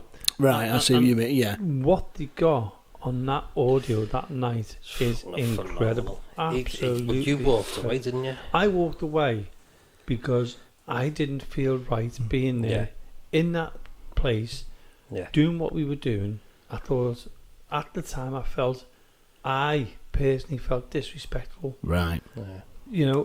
Everybody else has got their own opinions, but I felt uncomfortable, and I don't feel uncomfortable in places, do I? No. But that night I walked away and I sat in my car and I said, I just can't do this. I mean, I felt all right. I stayed using the spirit box, and some of the words that came through that spirit box were directly associated with what happened. Wow. And I mean, you could not get any closer. No. That is where there's merit to it, where it's directly Yeah. connected. It's not like vague association, it's directly connected to... Not vague whatsoever. Yeah. It was No. absolutely directly The associated. numbers, it was the number. The number The of people involved, The exact number. places, Yeah, names of places, yeah. and I'm going to say names of people, but not actual people, just what their job description was. That's all we It can was say. absolutely spot on. I can't. Yeah. You can't say no more without giving it away. I've got I it. have I've got it there. I have no clue what you're You you're don't- talking well, about. I'm sure James could listen to it, couldn't he? Yeah, You And you could can tell me listen to about it We'll afterwards. play it off Yeah. here, all right, But Mark, what we I've will got not to say play is it on the why air. why you've been talking about this. It's going to sound really weird. Go on. I've just got an incredibly strange feeling. I don't know what it is, but around me I feel very, very, very, very sickly and not very nice. Mhm. And I genuinely don't have a clue where you were or what you was doing, but I don't. It just feels very, very sickly and not nice at all. No. Really, really bad. And I've got an inkling of that. I'll talk about it afterwards anyway. I'll talk about it afterwards. We don't want you to say just in case you're right. No, I'm not going to. I'm not going to say anything anyway. Anyway, but back onto the subject of the technology stuff. But I also think, one of the things that I'd love to do would be to be able to get technology that works a little bit better outdoors, because I always find, I mean, we've done a few things, kind of like where we've recorded outdoors and stuff, and obviously we can record, but I think there's so many variables when you're outside, the wind, everything, the animals, everything like that. The best one we ever did was, we mentioned it before, was Shirley Park outside. The thing about Shirley is that if you remember, we didn't plan to go there at first. No, we went to some We hill.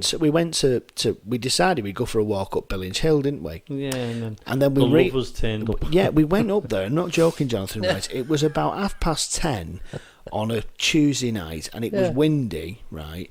And we get to the top, and we was listening to recording because obviously it was very windy, so we was just trying to see if we could hear. Yeah. And then we realised that we couldn't use the K2 or anything like that because there's transmitter beacons up there.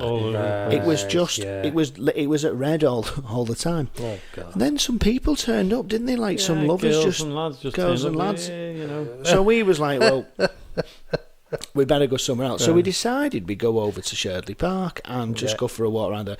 Now the thing is about Shirley Park is it's a very, very old place. It was owned by it was the estate of the Hughes family for many, many years, and there was Shirley Hall there, which I think was knocked down in the late 1940s, something such as that. And at the back of the hall, you've got the formal gardens. Yeah. And so we went into the gardens to just to really have a walk. I mean, it was more about the history, to be honest, really, just to have a walk around and stuff. But we did call out. And we decided we'd call out. And we actually heard, and we didn't just hear this, we heard this on the recording, but we heard footsteps walking towards us, right? Yeah. Oh, that's okay. Dum, dum, dum, dum, dum, dum, You right? you've still got it. It's brilliant. Now, the creepy thing about this is afterwards, there's a really, really great website called Sutton Beauty and Heritage. I know it. And it's got loads and loads of historical information and stuff about the Sutton area, St Helens. It's dead fascinating. And there's an interview on there, and I'll have to send you this, with somebody who used to live in the old servants' quarters, because that was left for quite a number of years after the main kind of house was knocked down. She was the last person to live there. And she talks about the ghost, and she says that at 2 o'clock in the morning she used to hear the sound of heels walking down the pathway. Click, click, click, click, click. And that's what we heard. And we heard the sound of heeled shoes walking towards us, and we've got it on the recording as well. Oh, But how creepy is We've that? actually caught the audio. Incredibly creepy. And I was reading this afterwards, and we've actually caught it. But she does say, and I'll find the thing and send it to you. But what was really fascinating about it was we were taking loads of pictures as you do, you know. Yeah. But we could see at one point we could see movements of a figure. Do you remember? And there was nobody there, you know, but we could see the movements of a figure, and it wasn't, when we took the pictures, there was nothing. If you remember where we were in that arch, and when we took the picture, put the torch on, there was nothing where we'd saw the figure move. Oh, wow. Really interesting. We'll have to go. I'll go back. We've got to have Shirley Park to return. Yeah, we have. Yeah. Because that was a cracking night. Everything was perfect that night. There was no gale force winds. There was no rain. And that was mad, wasn't it? Yeah. Because it was windy up on the hill, but when we got to the back, it was dead. It was literally dead still. It was lovely, you know. Strange. Really, really weird. Yeah. And it was very. That night was eerie in that. You know, and I think it was that early on that we didn't have all the recording stuff we've got now. We was just using the phone, weren't we? No, we took the Tascam. We didn't have the Tascam then. You did it on your phone. We? Yeah, you did it on your phone. Oh, did I? Yeah. Oh, right. Oh, fair. Yeah. Yeah, you didn't have the Tascam then, so you just did it on your phone. I bought the Tascam a little bit later on, didn't I? I bought 2 Tascams. Tascam. Order us. Support us. Sponsorship from Tascam. Sponsor Tascam. Yeah. But maybe, you know what? Maybe we should do that. Maybe we should go on eBay and buy an old, like, cassette recorder or something. Just a dead old recorder. Yeah, go on. And just put it, you know, because we can put it onto the show. We can, of course. But it'd be great. It'd be interesting to leave one with an old microphone recording and just see if we get anything on it. You know. Yeah. Do you remember when we got that when we was going to do the live feed from down in the cellar before we had all the gadgets we do now, and we bought that it's in that drawer. Little microphone, and it was all right, like, but we had about 30 foot of cable going down there, didn't we, to record it? Well, microphones in that drawer next to you. Oh, is it? Yeah, it's still there. Yeah, we used it, but we use technology for the show. We always have. We have to really. And last year when we done it, and hopefully we're going to do it again this year. We did a 4-hour show with the microphones down there. It was like a pilot really to see how it went on. We had the microphones down, and it worked quite well for a first time we'd ever done it. Well, I think this year we should see if we can do an actual proper live night on the radio and on YouTube. And do a proper. We'll have to think about it and how we do it. So Neil from l35radio.co.uk. I hope you're listening to this. I'll be in touch soon. 9 o'clock till just after midnight. That'd be great, wouldn't it? Yeah. It's on a Sunday as well, Halloween this year, which is the normal night the show goes out. We're here on Sunday night. Yeah. So we could, I think we should. I think we should look at. Seeing if we can do that, you know. And still record it, because obviously it's got to go out in the end. Oh yeah. As well. So Neil, I'll be in touch soon. So let's go back to what we were talking about right at the very beginning, and that was YouTube. Yeah. And have you noticed now there's a lot more paranormal stuff on it? There seems to be tons of it. Absolutely loads, isn't there? Yeah. And it's interesting because I mean, there's a few different things. You just scroll through and you look at it. Yeah. But the viewing counts range on some. Some have got like several thousand, and some of them are just like two. But I also think that I love the fact that people are creating stuff and going out there and being creative. Yeah. I mean, I'm saying too. We joined the Paranormies. We subscribed to the Paranormies, and it became 5 people. 5 subscribers. Yeah, I remember you showing me him. Yeah. And if you look at the Paranormies now, they've got 74,000. And I just got to say, while it's in my head, Johnny got married. Did he? Yeah. So congratulations to Johnny from Paranormies. Hope you have a good life. I hope you have a good time. I hope you have a good life. No, I mean, I hope you have a good life together. I hope you have... You know what I mean. I know what you mean. You know what I mean, Anthony. Listen, anyway, yeah. I've just got to say why I'm sat in the hot seat today that we've only got like a minute, just over a minute left of the show. Way. Yeah, we've been talking for near enough 2 hours. Well, you have. Well, yeah. Well, I'm not here next week, so I'm getting me getting me hours in. So, what's your plans for the rest of the night? Because obviously you're recording the show now. Are you going to do another invest or? I don't know. I mean, Donna and Mike are downstairs, so we might just have a little bit of relaxation and talk about things and that. And get shut of you because I know that you want to get home. I am, yeah. Not early night, but nice. Before we do go off, I'd like to say thanks for taking the hot seat tonight. No, it's been all right. It's give you a bit of a chance to relax, hasn't it? Yeah. With the $2 on the table, the spirit board it says spirit board. It's a Ouija board, and sitting next to the owl fella here, Jonathan. In the armchair. The other thing as well is I think the other thing to notice with me in the hot seat is that it's now just before 12 o'clock, midnight, and normally you only finish this about 6 o'clock in the morning. You've got a show done before midnight. I know. I don't believe it. It's going to be the first time. Can you come in every week, James? Just for the listeners as well, before we go, we will be doing more lives. Yeah. We will be coming on before we start pre-recording the show. We will do more lives. I know you enjoyed it last time. I don't know why. You're looking at us instead of hearing us. But we will be doing a lot more lives because we enjoyed it, didn't we, Jonathan? Yeah, it was good. It was good. Yeah, we've come up with some other ideas. There will be more binaural shows coming along when we do investigations. Yeah. Especially, like I said a little bit earlier on, is we want to bring it to people's homes. Absolutely. Not just in stereo or mono. We want to bring it into the homes. So, James, I've got to say good night because we're about to go now. So thanks for taking the hot seat. No worries. We'll see you soon. We'll see you soon. Jonathan, thanks for coming in again. You're welcome. We'll see you next week. Yeah. So everybody, good night. Good night, folks.